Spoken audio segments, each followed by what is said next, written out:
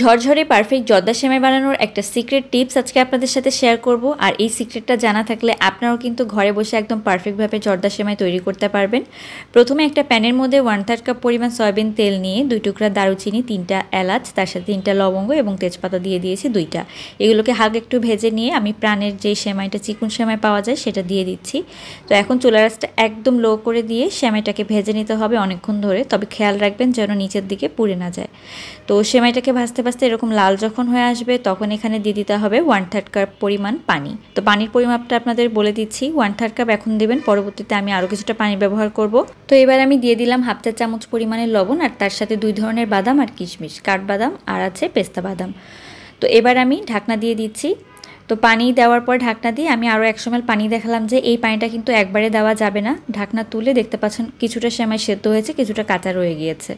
এখন আমি 100 ml পানি যে দেখালাম সেখান থেকে কিছুটা পানি নিয়ে এরকম ছিটিয়ে ছিটিয়ে দিব আর ঢাকনা দিয়ে রাখবো। এতে করে হবে কি সেমাইটা চারিদিক থেকে খুব সুন্দরভাবে হয়ে যাবে। 1 কাপ পরিমাণ চিনি দিয়ে দিচ্ছি। 1 প্যাকেট সেমাইয়ের জন্য 1 কাপ পরিমাণ চিনি যথেষ্ট। তো চিনি দেওয়ার পরে ভালোভাবে নেড়ে মিশিয়ে নিয়ে আবার ঢাকনা দিয়ে দিচ্ছি।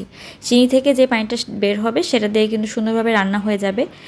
তো চিনি দেওয়ার পরে ঢাকনা দিয়ে রেখে কিছুক্ষণ অপেক্ষা করলেই দেখবেন সুন্দরভাবে চিনিটা গলে গিয়েছে। তারপর একটা কাঁটা চামচ দিয়ে এভাবে একটু ঝুরঝুরা করে নিয়ে ঠান্ডা করে নিলেই কিন্তু পারফেক্ট জর্দা সেমাই বানানো তৈরি হয়ে যাবে।